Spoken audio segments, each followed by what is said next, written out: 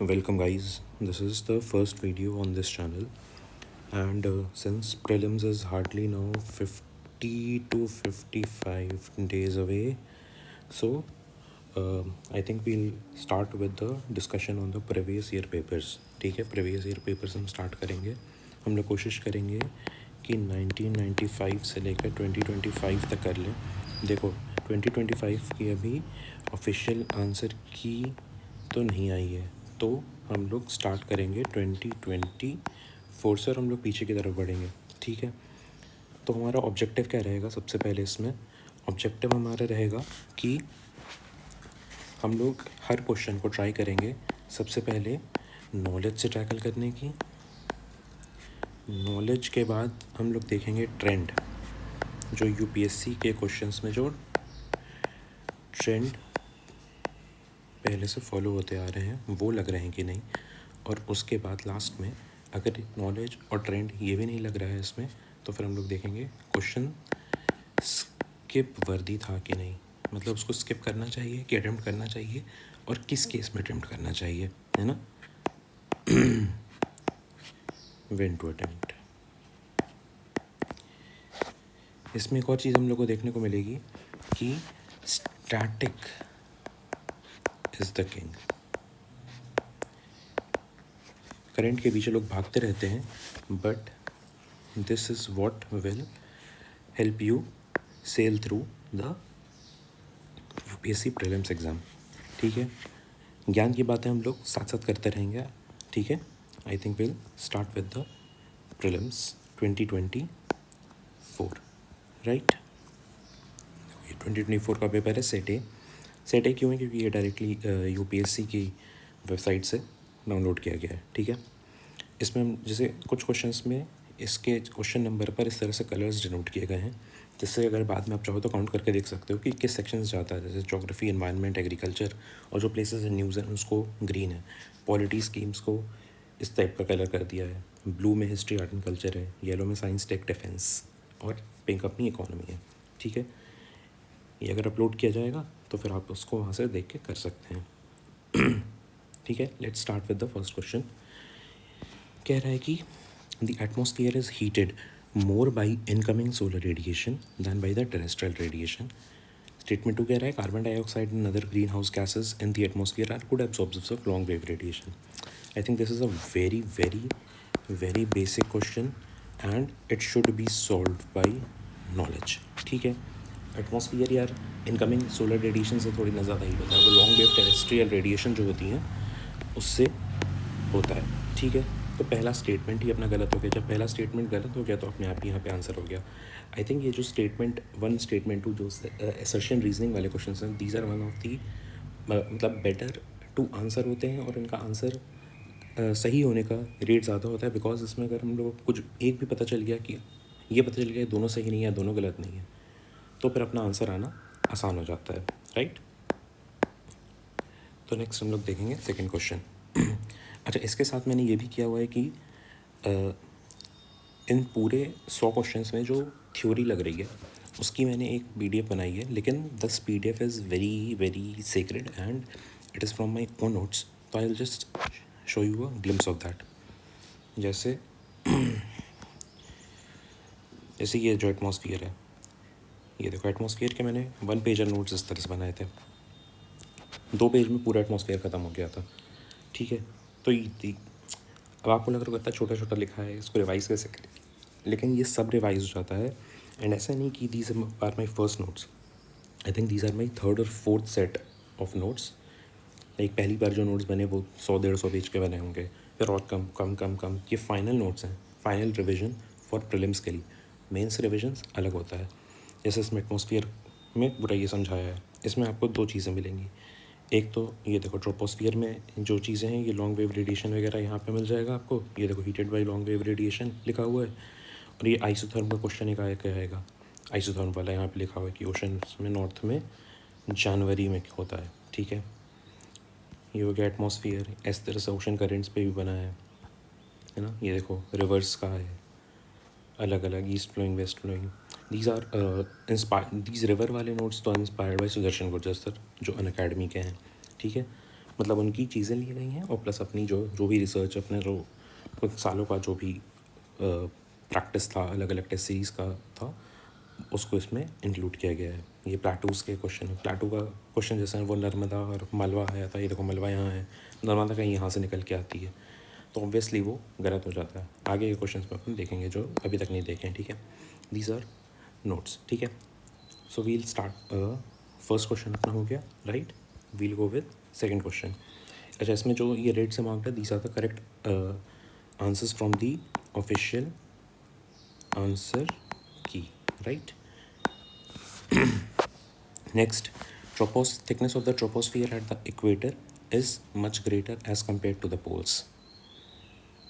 दूसरा कह रहा है कि at the equator heat is transported to great heights by strong convectional current.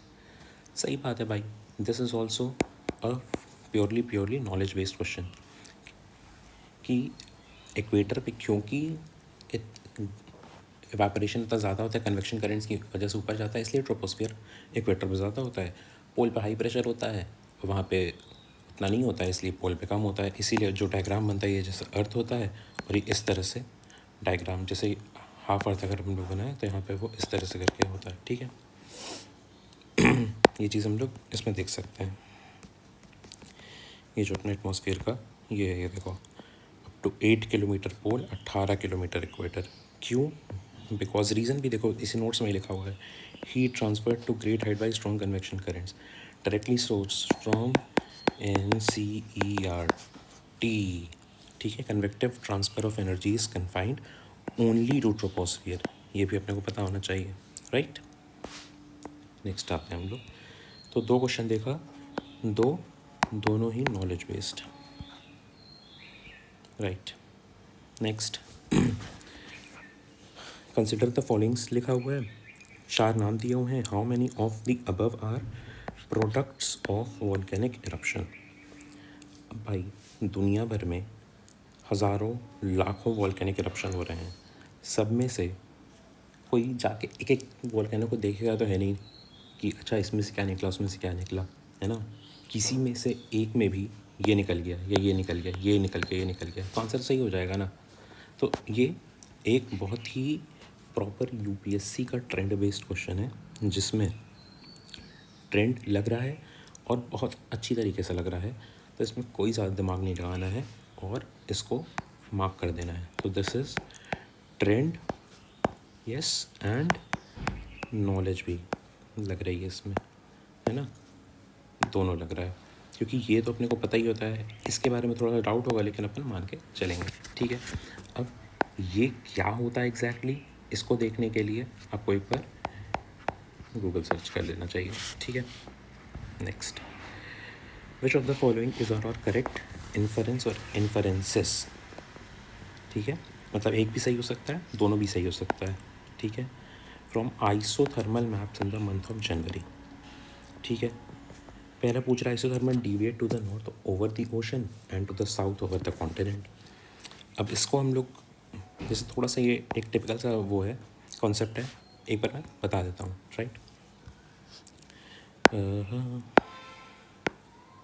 ये देखो, ये अपन मान लेते हैं अर्थ अपनी, राइट। अर्थ पे एक अपना 0 डिग्री है, ये अलग अलग लैटिट्यूड्स हैं, राइट, ये अलग लैटिट्यूड्स हैं, ठीक है। ये हो गया हमारा नॉर्थ, ये हो गया हमारा साउथ। क्या है क्वेश्चन में? क्वेश्चन में आई थिंक जनवरी है ना। जनवरी में सन कहाँ होता है? जनवरी में सन अपना लगभग दिसंबर में यहाँ पे होता है 23.5 पे, तो जनवरी में थोड़ा और ऊपर होगा, तो मतलब नॉर्थ में अपना विंटर्स होता है, अपने को पता ही है। जनवरी में यहाँ पे विंटर्स होती है, तो यहाँ पर हो गया हमारा विंटर, यहाँ पे हो गया हमारा समर, ठीक है। अब देखो यहाँ पे एक हम लोग बना देते हैं continent, let's suppose this is a continent, right. तो अपने को ये पता है कॉन्टिनेंट जो होता है heats faster and cools faster, वैसे ही है ना, जो क्योंकि स्पेसिफिक हीट ज़्यादा होती है, कम होती है, इसलिए ये जल्दी जल्दी गर्म होता है, जल्दी जल्दी ठंडा होता है। तो विंटर में कॉन्टिनेंट क्या होगा, जैसे इस डिग्री पर, इस लैटिट्यूड पर जो कॉन्टिनेंट होगा उसका टेम्परेचर हम लोग लगा लेते हैं, मान लो विंटर्स में 25 डिग्री सेल्सियस, इस पर होगा मान लो 18 डिग्री सेल्सियस, इस पर होगा मान लो 15 डिग्री सेल्सियस, यहाँ पर होगा 10 डिग्री सेल्सियस, ये मान लो 4 डिग्री, और यहाँ पर हो गया 0 डिग्री, ठीक है। और सिमिलर लैटिट्यूड पर ओशन का टेम्परेचर क्या होगा, है ना, सिमिलर लैटिट्यूड पे, क्योंकि ये जल्दी ठंडा हुआ है मतलब ओशन यहाँ पे तो गर्म होगा, तो ओशन को लगा लेते हैं हम लोग 30 होगा, यहाँ 25 होगा, ये 18 होगा, है ना, ये 15 होगा, ये 10 होगा, ये 4 होगा, ऐसे। तो हम लोग जब आइसोथर्म बनाएंगे, ये देखो आइसोथर्म बनाए, ये 25 वाली लैटिट्यूड ओशन से, कॉन्टिनेंट का ओशन से गए तो 25, 18 से गए तो ये देखो 15 से गए तो यहाँ पे 15 मैच होगा, 10 से गए तो ये 10 यहाँ मैच होगा, ठीक है। तो ये क्या हो रहा है, ये देखो ये जो बेंडिंग हो रही है ओशन में, नॉर्थ की तरफ हो रही है, नॉर्थ की तरफ हो रही है, नॉर्थ की तरफ हो रही है, नॉर्थ की तरफ हो रही है, और कॉन्टिनेंट में साउथ की तरफ हो रहा है, साउथ की तरफ हो रहा है, साउथ की तरफ हो रहा है। यही चीज़ पेपर में इनने पूछा है। Isotherms deviate to the north over the ocean, सही बात है, and to the south over the continent, सही बात है, दोनों सही है, मतलब ये स्टेटमेंट ऑटोमेटिकली सही हो गई। अब क्या है कि the presence of cold current gulf stream and north Atlantic trough, अब क्या ये दोनों कोल्ड ओशन करंट हैं, मेरे को तो नहीं लगता, मैंने जो पढ़ा है उसमें अटलांटिक ओशन में सिर्फ GLC होता है, ईस्ट ग्रीनलैंड, लैब्राडोर और कैनरी, नॉर्थ अटलांटिक ओशन में यही कोल्ड ओशन करंट, बाकी सारा अपना वार्म ओशन करंट होता है। तो ये स्टेटमेंट यहीं से गलत हो गई। आगे हम लोग पढ़ लेते हैं कि this and makes the north Atlantic ocean colder and isotherm bend towards the north, ये देखो ये चीज़ तो पहले सही लिखी हुई है, लेकिन यही पॉइंट गलत हो गया है, ठीक है। तो इसकी वजह से ये स्टेटमेंट गलत हो गई, आंसर हो गया हमारा ओनली वन। सेकेंड, इसमें नॉलेज से तो ये सॉल्व हो रहा है, ठीक है। हम लोग एक और चीज़ देख सकते हैं, ट्रेंड देख सकते हैं, क्योंकि ट्रेंड देख सकते हैं कि इसमें जैसे बहुत सारे फैक्ट्स हैं, ये फैक्ट है ना, इतने सारे, जनरली इतने सारे फैक्ट होते हैं तो गलत होने की चांसेस ज़्यादा होती हैं, लेकिन इस तरह के क्वेश्चंस में ये नहीं लगाना चाहिए, क्योंकि जब नॉलेज बेस्ड क्वेश्चन है, जो हम लोग जैसे ज्योग्राफी जैसा सब्जेक्ट है, इकोनॉमी जैसा सब्जेक्ट है, पॉलिटी जैसा सब्जेक्ट है, इसमें अपने को अगर नॉलेज हो पहले नॉलेज लगाना है, लेकिन अगर जैसे नहीं कुछ भी नहीं पता है, फैक्ट करके हम लोग ये रॉन्ग कर सकते हैं, ठीक है, ये रॉन्ग हो गया। और जैसे isotherm bend towards the north, ये भी आइसोथर्म डिविएट हो, तो हो सकता है इन दोनों में से एक स्टेटमेंट सही हो। जनरली ऐसा होता है जब दो सिमिलर टाइप की चीज़ें पूछी जाती हैं, मतलब क्वेश्चंस में अगर दो सिमिलर टाइप की चीज़ें लिखी हुई हैं तो जनरली यूपीएससी में एक तो सही होता ही होता है। तो अगर अपने को ये पता ये गलत है तो ये सही होना ही होना चाहिए, इसलिए 1 लगा सकते हैं। इतना रिस्क ले सकते हैं एग्ज़ाम हॉल में, ठीक है, किसी को पूरा नहीं आता है, ठीक है। नेक्स्ट क्वेश्चन है, which of the following countries are well known as the, अच्छा जिसको वो डाउट था कि अरे ये भी तो दिखा दो अपने नोट्स में, ये देखो भाई, ये अटलांटिक ओशन करंट है ना, इसमें देखो 3 ये अपने कोल्ड करंट है, GLC इसको याद किया हुआ है।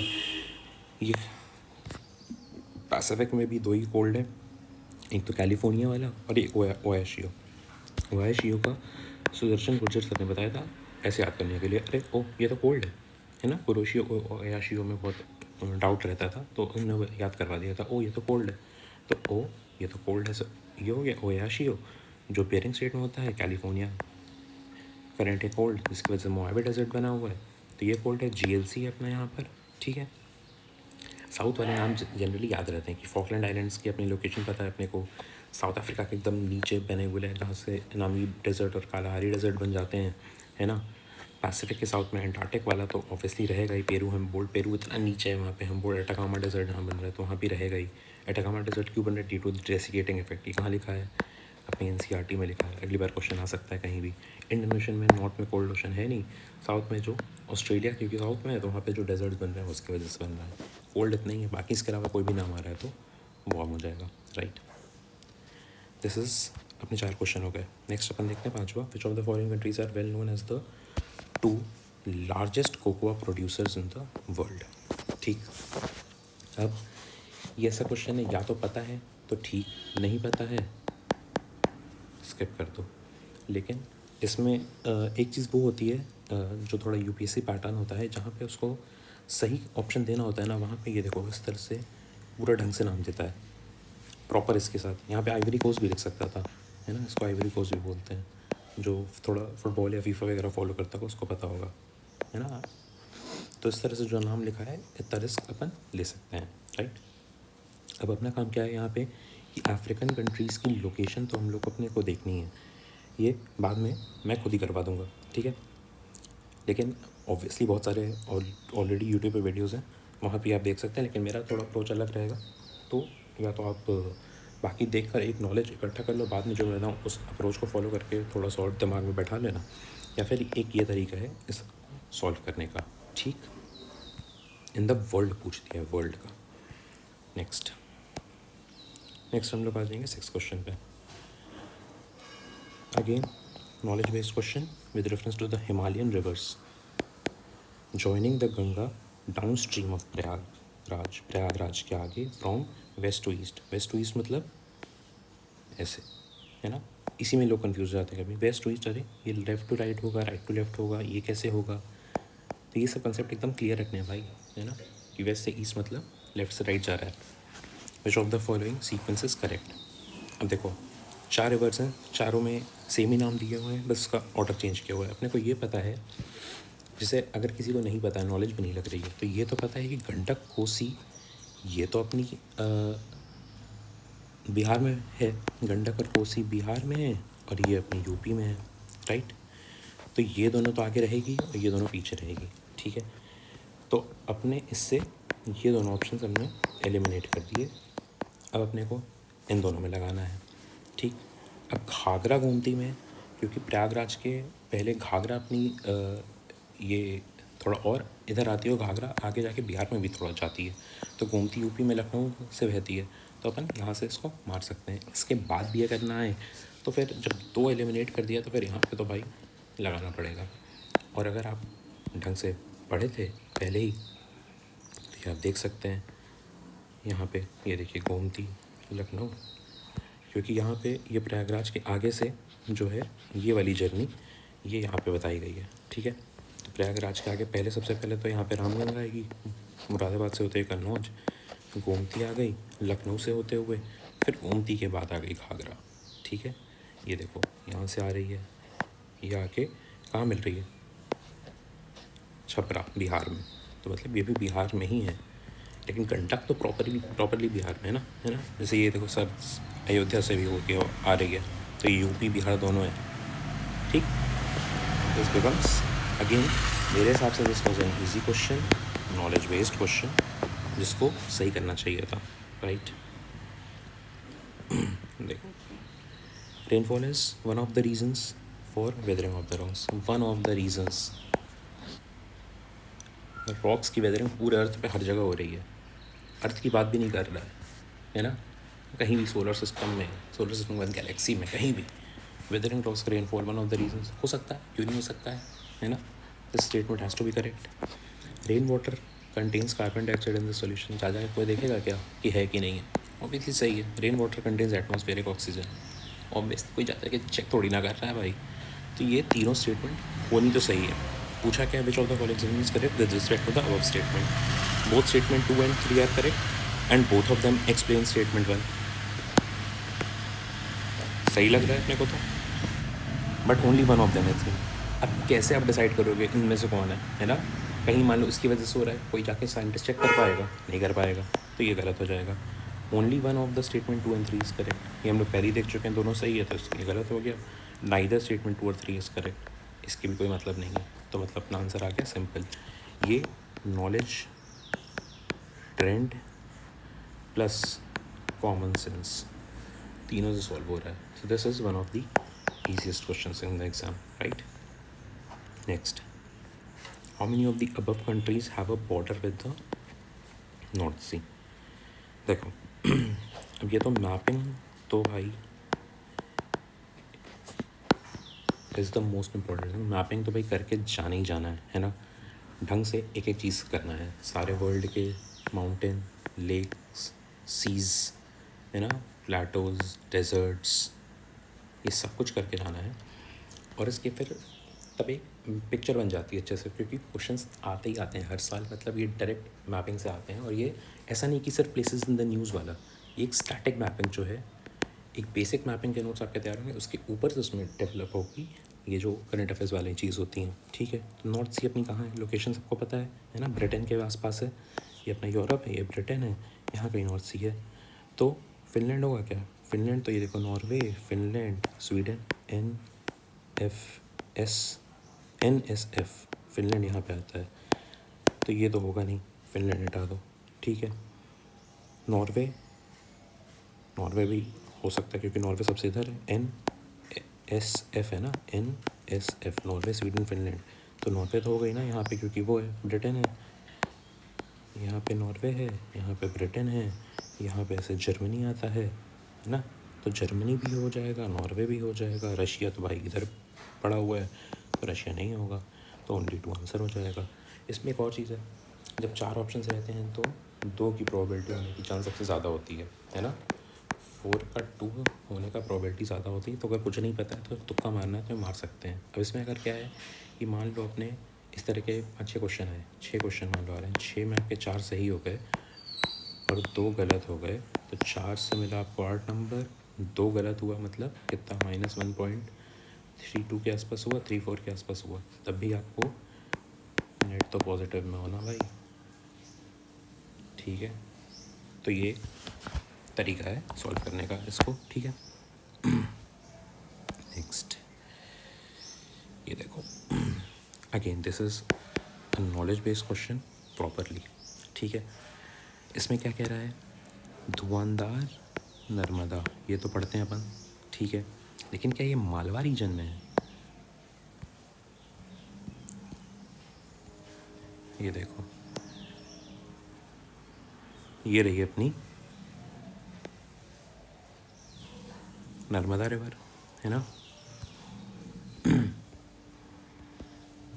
नर्मदा रिवर कहाँ बह रही है, सतपुरा के आसपास बह रही है ना। मालवा अपना कहाँ है, ये देखो, छोटा नागपुर इधर, मालवा इधर है भाई, कोने में बसा हुआ है, तो अपनी नर्मदा तो कहीं यहाँ से आ रही है ना, इधर से कहीं से आ रही है ना, इधर से कहीं से आ रही है, अमरकंटक के आसपास से, तो ये तो गलत हो गया, राइट। नेक्स्ट देखते हैं नेत्रावती, ये अपन हम लोग क्षेत्रावती करके है ना, इसको भी नोट्स में है, जॉग फॉल्स, श्रवती रिवर पर जॉग फॉल्स है ना, ये नोट्स में है, इसमें होन्नावर मैंग्रोव्स भी आते हैं, राइट। तो ये गरसोपा को जॉग फॉल्स कहते हैं, ये पता होना चाहिए, ये नेत्रावती नहीं है, श्रावती है, ठीक है। तो ये सही हो गया स्टेटमेंट, मतलब ये गलत, ये और ये तो सही हो गया। क्या ये वेस्टर्न घाट्स है, नेत्रावती वहाँ से आती है, नहीं भाई, वेस्टर्न घाट्स तो इधर कोने में बसा हुआ है इंडिया के, यहाँ पर नेत्रावती इधर से कहीं से आती है, तो ये वेस्टर्न घाट्स वाला रीजन नहीं है, राइट, ये भी कैंसिल हो गया, ठीक। ऑप्शंस में देखा जाए तो 2 तो गलत हो गया, तो मतलब ओनली 2 नहीं होगा, ऑल 3 नहीं होगा, या तो ये होगा या तो ये होगा। अब देखो, सुवर्ण रेखा रिवर जो है वो छोटा नागपुर से आती है, ये तो अपन पढ़ते हैं, है ना, ये देखो, ये छोटा नागपुर यहाँ से है, सुवर्ण रेखा, लेकिन इसके ऊपर हुंदरू फॉल्स है कि नहीं, ये जनरली ये उतना फेमस फॉल्स नहीं है, तो यहाँ पे हम लोग, अब देखो 2 एलिमिनेट हो गया है, तो अपने को भाई रिस्क लेना है ना, 2 के बाद भी अगर रिस्क नहीं लेंगे यूपीएससी में तो फिर तो भाई गड़बड़ है ना। तो यहाँ पे हम लोग इसमें से एक भी मार्क कर सकते हैं। अब देखो, फिर अब यहाँ पे ट्रेंड लग जाएगा, इसके बाद जहाँ नॉलेज होगी फेल, उसके बाद लगेगा ट्रेंड। ट्रेंड क्या है, 3 स्टेटमेंट है, 3 में तीनों को रॉन्ग करने की जो प्रोबेबिलिटी है वो बहुत कम है, तो इसलिए 3 में 1 तो मिनिमम सही होना चाहिए, ये हम लोग मान के चलते हैं, और इसलिए हम लोग ओनली 1 मार्क कर देंगे, राइट। नेक्स्ट, सेंट्रल एशिया, ये वर्ल्ड के माउंटेन्स है ना, माउंटेन रेंज दिया हुआ है, राइट। अगेन ये देखो 4x2 है, या तो 4x2 से ऐसे सीधे इसमें आंसर पे आ जाओ। नेक्स्ट देख लो, south America Andes fold mountain, सही है। यूरोप में एल्प्स ब्लॉक माउंटेन तो जर्मनी में वो पढ़ते हैं, ये गलत हो गया। एक सही एक गलत, तो मतलब ऑल 4 का तो प्रोबेबिलिटी ख़त्म हो गई, राइट। सेंट्रल एशिया वोस्टिस fold mountain, north America Appalachians, ये बहुत पुराने फोल्ड माउंटेन्स हैं, है ना। ये सही हो गया, 2 हो गया। नॉलेज से सॉल्व हो गया, लेकिन ये देखो, in how many of the above is the correctly matched पूछा है, ठीक है। This is again one of the knowledge based question, ठीक है। तो अगर हम लोग अब देखें knowledge 1, knowledge 2, knowledge 3 plus common sense, knowledge 4, right. Skip मान लेते हैं, स्किप नहीं पता है, ट्रेंड भी नहीं पता है, स्किप, ठीक है। नॉलेज 4 हो गया, नॉलेज 5, नॉलेज 6, नॉलेज 7। अब देखो नॉलेज 8 इसमें पूरा नहीं बोलेंगे क्योंकि इसके बारे में नहीं पता है, तो अपन इसको प्लस, लेकिन ट्रेंड अपने को पता है, तो नॉलेज प्लस ट्रेंड हम लोग नॉलेज 8 लगा सकते हैं, एंड दिस इज नॉलेज 9, ठीक। 9 out of 10 questions can be solved by knowledge. अब बताओ, टफ था पेपर कि आसान था, है ना। हम लोग यार वीडियो यहीं पे हम लोग रोकते हैं, राइट। एंड नेक्स्ट हम लोग नेक्स्ट वीडियो में कवर करेंगे, ठीक है।